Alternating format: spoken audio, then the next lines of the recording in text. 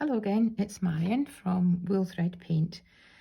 At the moment, I'm working on my new blanket pattern, which is the seed packet blanket. And this is the centre section of 36 squares. As you can see, each square is a different colourway, and I have opted to join them with a technique called join as you go. And I add another word onto that and call it simple join as you go, just to differentiate it from the other joining method called continuous join as you go. Now, if you've used or if you've made any of my blankets in the past, you will probably have come across the continuous join as you go because I use it in a lot of my patterns. And that's where you have all your squares made, and then you take a contrasting colour to work around each of the squares in a particular route to join them to each other. And it's called continuous join as you go because you follow a particular route so that you end up with just one end to sew in when you're finished, a starting and a finishing end. And that is absolutely fine. For most of my blankets, I love the look. But for this one, I really didn't want the join to show. I wanted the individual colours of the squares to be the star, if you like. And so what we do with join as you go is we join individually one square to its neighbour while you're doing the final round of the square. And in many respects, it's easier. It's the same stitch technique as continuous, but it's easier in some respects because you don't have to follow a particular road map, which involves going all the way around 3 sides of each square and finally coming back to where you started. This one is just one square at a time. The downside, of course, is that you will have 2 extra ends to sew in on each square, but that's nothing really, especially when you've had all the other ends in something as colourful as this. And you also are not aware of the actual join. It looks very seamless. So I'm going to move this out of the way and bring in some old granny squares, which I've just found in, I've got a big drawer of samples that lie around for just times like this when I'm needing some granny squares to do a tutorial. So I've got 6 granny squares in different colours, and I'm going to use the joining colour in each one is going to be different, just to show you how it works. And basically, the join for each of these squares is the final round of the squares. Now, these squares have got 1, 2, 3, 4 rounds. So round 5 of the square is going to be the joining round. And I'm going to pop them over onto the wrong sides because I like to turn the squares after every round. My joining stitch is always done on the front, whether it's the continuous, the simple, as in this case, or any of my other joins that I do. I always do them on the front of the blanket. So I like to have the final round of my square on its reverse side uppermost when I'm joining. It just helps to keep everything nicely balanced and stops things going out of shape.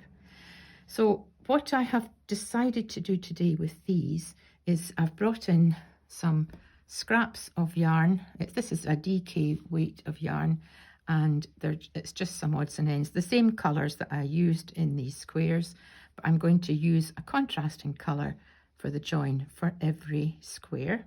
So this is DK weight, which is light worsted in US terms, and so I'm using a 4mm crochet hook, a G, as usual. And somewhere around I have my scissors, which I will just put to one side for the moment so they don't clatter around. And just before we start, this diagram is one that I prepared for my seed packet blanket. I'm not going to do all these squares today. We've just got the 6. so it will just be the first 6 here. 1, 2, 3. If we didn't have all these others, this would be 4, 5, 6. So you work from right to left along the top row, and then right to left along the middle, and then if you're doing any more, right to left. Obviously, if you're left-handed, it's the other way around. Square number 1 is interesting because let's just take this mauve one as square number 1.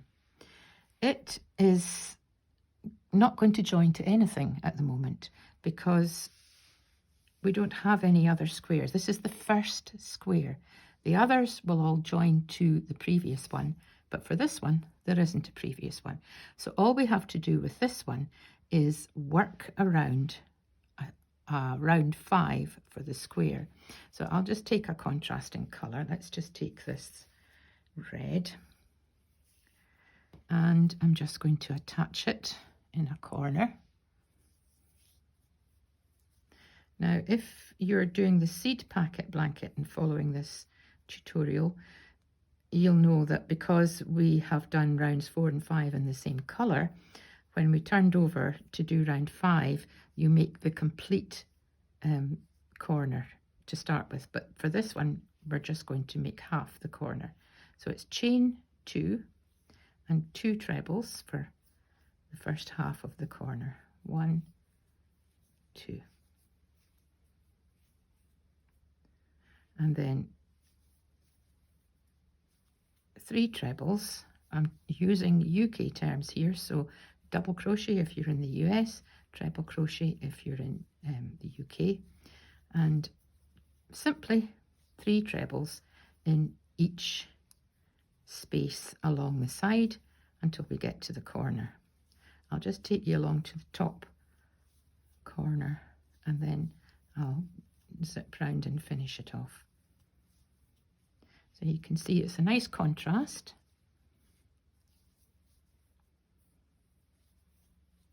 I'm on the corner now, so it's 3 trebles, chain 2 and 3 trebles.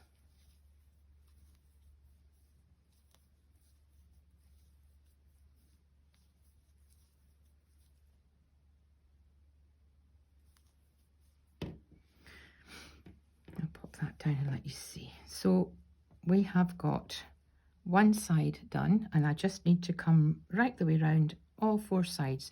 You work all 4 sides of square number 1. So I'll do that and I'll come back when we're ready to start square number 2. That's square number 1 completely surrounded with round 5, and I've finished off in the corner, the last corner, and cut my yarn. So you can see that there are 2 ends there that will need to be finished off. But I'm ready now to start square number 2. Let me bring this back in again. And we've got square number 1 complete. Square number 2, in this yellow dot, that is the corner that we're going to start doing our treble stitch, our treble clusters. And the arrow that comes down from that shows that we're going to work down this side, and then we're going to come along the bottom. So we're going to actually work 2 sides of square number 2, not touching any other squares at this point, just working down and along the bottom. And then we'll stop when we get to this corner here. So I'm going to take my contrasting yarn. This is the corner that we're going to start in. Of course, you can swing it round. It doesn't need to be working against yourself as you're coming down. You can swing it round to whichever side that is easiest to see and to work on.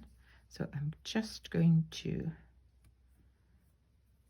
attach my yarn, chain 2 as usual, and there's nothing different about this. We're just doing a round of treble clusters going all the way around, 3 treble stitches in each space.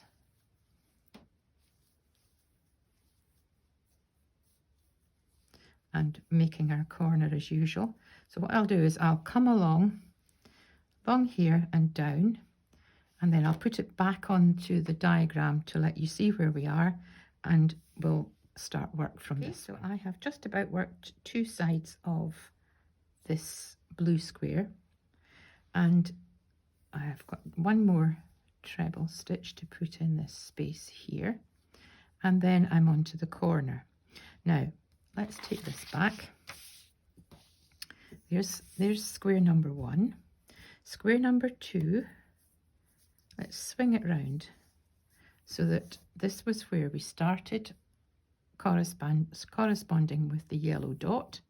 So we've come down and along the bottom, and this is the point where we're going to start attaching it to square number 1.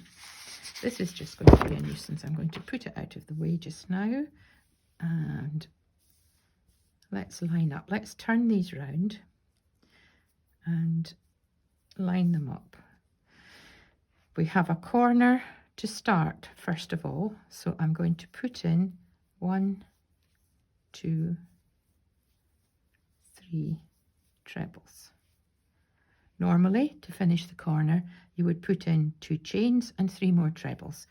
Now, my preference is to remove these 2 chains for any of the joining corners, have no chains whatsoever. Some people will say still put in 1 chain, but I prefer a tight join. So I've done my 3 treble stitches, and instead of putting in 2 chains, I'm just going to find the corner space of square number 1 and put my hook in and pull the yarn through it and through the loop on the hook, which is a slip stitch. And that is the first join between the 2 squares. I'm going to yarn over and finish off that corner with 3 trebles.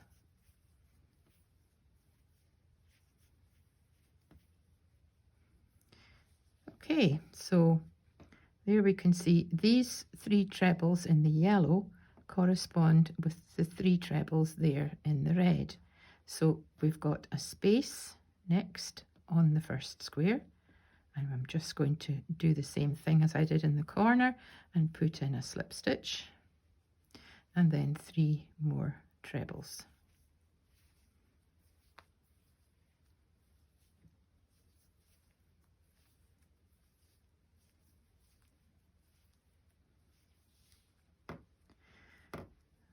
And really that's the only thing you need to do.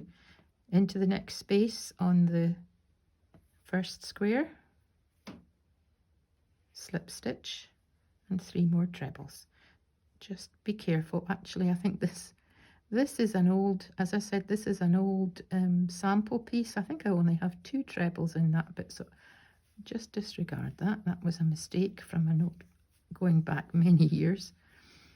3 trebles, and then in and the next space, and 3 trebles. So you only have to join at this point along one side of your square.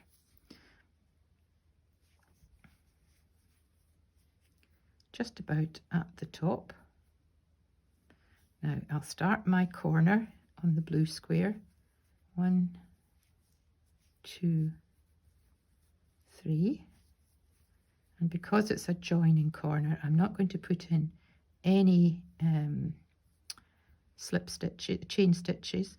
I'm just going straight over to the corner space of the first square and make a slip stitch, and then 3 trebles to finish that off. And right along the top now. 1, 2, 3. 1, 2, 3, and we're almost finished. 1, 2, 3. And then where we started, we had done half of our corner, So 1, 2, 3 trebles. And this corner isn't joining to anything at the moment. There's nothing yet on this side, so it's considered an outside corner. So I'm going to put in my 2 chains and slip stitch into the top of the first chain 2, and I can cut that, finish off. So we have square number 1 and square number 2 joined to each other. So we've done down, along, joined, and along. And that's all we have to do with square number 3. Down, along, join, and along. So I'm going to go ahead and do square number 3, just as exactly the same way as I did square number 2, and then I'll be back to show you what this next square looks like. So I'll just do that one just now, and I'll see you in a minute. Just popping back to explain again this direction.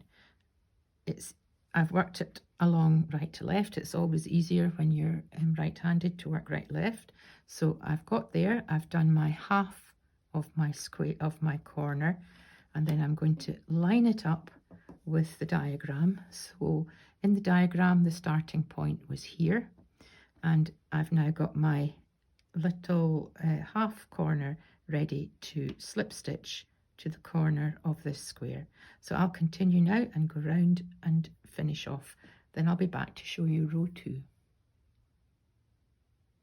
So there we have the first 3 squares all joined together quite firmly, and it's looking quite difficult to see where the join is. It just looks like 3 squares sitting next to each other, but they are firmly joined. And now it gets a little bit more interesting, but certainly not at all difficult. We've got to move on to row 2. By the way, this you could continue working if you were doing a stripe of granny squares, as in, for example, my May Blossom blanket, where the granny squares are worked in stripes. You could go right the way the length of your blanket in this method. But we're going to join on to with row 2 now. So let's take this colour, and I'll take the pale blue as the joining colour for this one. And the diagram is going to come back into the picture because we've done 1, 2, 3. Call this number 4. This is going to be our next square, immediately below number 1. Now, you can see that 2 and 3 and 5 and 6 are all joined from the same starting point, down and along, and then joining up the side. This one, I've changed the colour of the circle just to remind you. This one is going to start in a different corner. It's going to start in the bottom left corner, work along, up, and then we're going to join and come down. So I'm going to attach my yarn. Now, of course, I think this is something that can really flummox some people. They think when they have they have a direction to go that they have to start and work against themselves coming along this side. Just start anywhere, just start in any corner. You can swing your square round when you've done the side. So I'm going to start, this is my red dot corner, and I'm going to start with my usual chain 2, oops, and 2 trebles, chain 2 of course being the equivalent of the first treble, and then I'll work along. I've got 2 sides to do, and I'll just do that quickly as we're on camera. 3,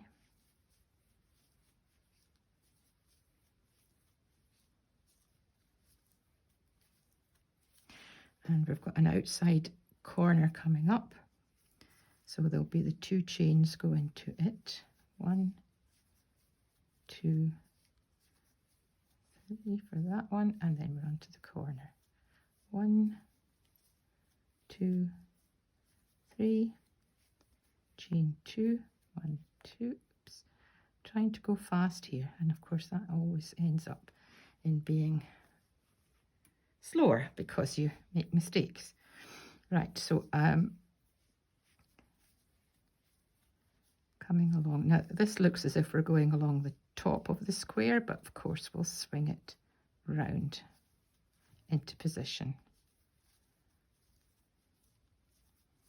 And we know that we're just going to get along here and put in half of the corner. 1, 2, 3.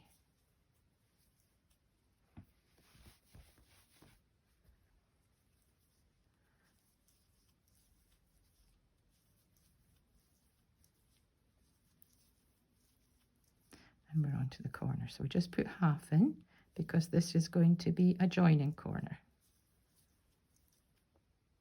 So let's have a look at our diagram. It starts with the red dot. We've just worked along the bottom and up the side. So let's swing it all round so that we're at the bottom. This is our red dot, and we've come up the side, and this is us meeting the bottom of square number 1. Just in and so on. So I'm going to work along the top of square number 1. I'll come back when I get to this point. Right, so I've come along the top with my clusters of granny trebles, and I'm on to my corner space on this square number 4. So I put in my 3 trebles for the first half of that corner. Now, where do we go from here? We want to attach it to a corner, and what we're going to do is go diagonally over to the yellow corner and leave that red one for the time being. When we join the next square, we'll join into it.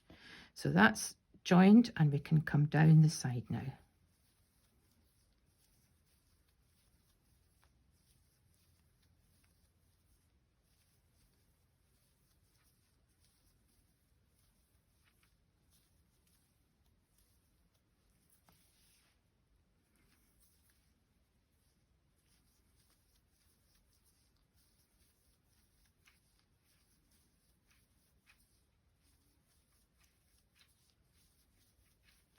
Oops. More haste, less speed again.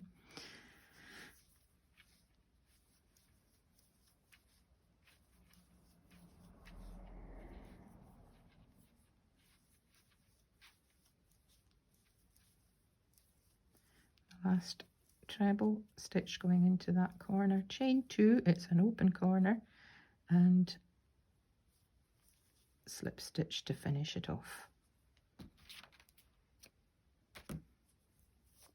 Right, so that is square number 4 joined, and this red corner here is where we'll join square number 5 into when we come to do it. Let's have a look at the diagram again. You can see that in the rows, the extreme right hand squares are always a little bit different from all the others. That's why I've got my red dots, and my first one, of course, was on its own. So we're back to the top left corner for square number 5. It's not 8, it's 5. So let's take, what colour will we take next? Let's take the red one, and we'll take the cream coloured yarn for that. Now it's going to start here, and it's going to work down and along the bottom, and then this time we've got 2 sides to join to, so we'll join it to this side and finish off. So I'm just going to start my half corner in here, work down and along, and I'll come back when I'm ready to start joining to the previous square. I've swung it round so that it's in the right position according to my little diagram, and I started here, worked down, and I'm down at the bottom. So what we need to do here is just slip stitch into the corner, no chains because it's a joining corner. So slip stitch into the corner and then finish off the corner of the red square and slip stitch. I'll swing this round again so it's easier to work as we go right to left.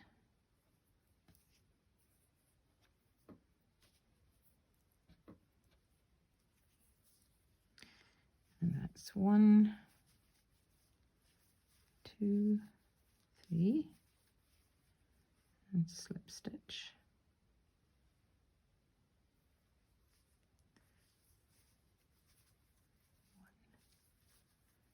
1, 2, 3, and slip stitch.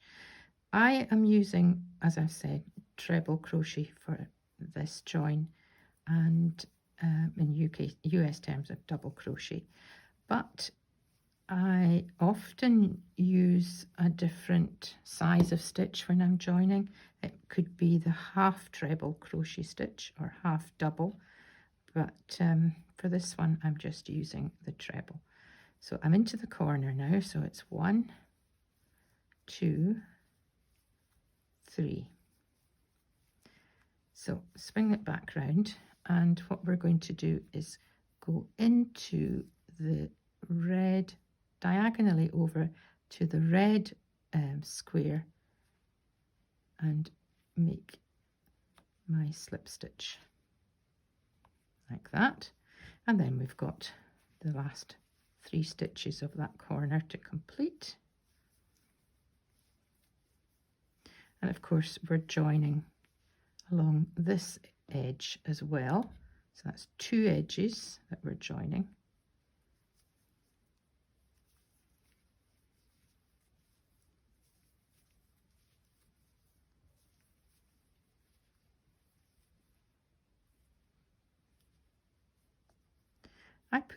Personally I put a little bit more firm tension onto my slip stitch when I'm joining, and I'll show you why in just a minute when I've finished this.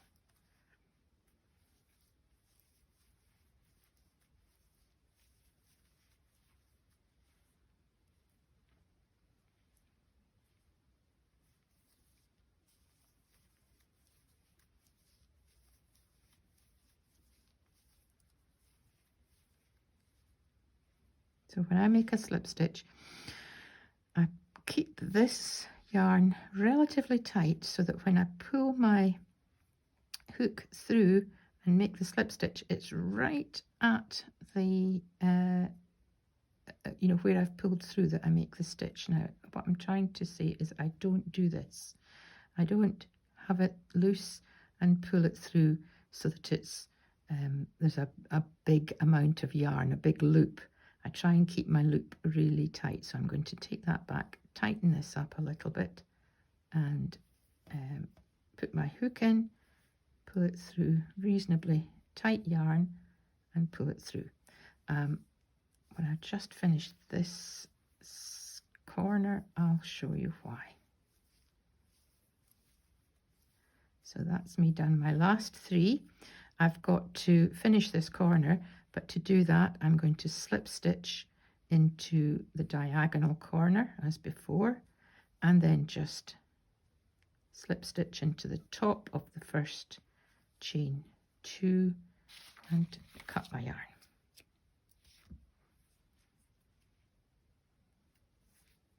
Okay, now the reason I pulled this quite tight is to keep my stitches on the back relatively small, because if you have a loose tension, these stitches will look quite big on the back. Now it doesn't really matter, it's on the back, but it just holds it and keeps it nice and tidy if you keep your slip stitches relatively tight as you're doing them. So I've now got one last square to do, and again it's top left hand corner down along and join on this side, slip stitch into the second square along the top again, slip stitch. Well, there isn't. Sorry, there isn't a slip stitch. I will show you what happens when we get to that point. So I will take my other colour, work along up here, along here, and I'll see you when I'm just about finished. So I'm very nearly finished now. I've just got to put in my last half of this corner. 1, 2, 3,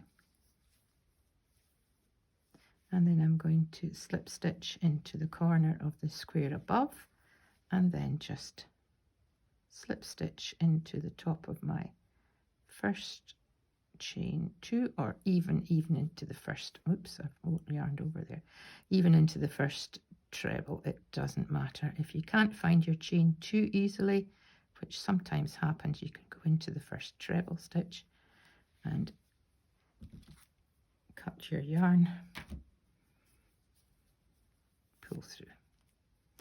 There we have join as you go. Now you have got 2 extra ends for each square, but you have the beauty of the squares not having an obvious joining colour between them. And as I said, that's what I've used in my seed packet blanket. I've also used it in the cherry blossom blanket, the May blossom blanket, many of my blanket designs. And yeah, there we go. Simple join as you go. And that's the back. And you can use it for lots of different techniques, different projects. But it's a good way of joining granny squares. So I'll see you again in the next video tutorial. But for the moment, have fun, happy crocheting, and bye for now.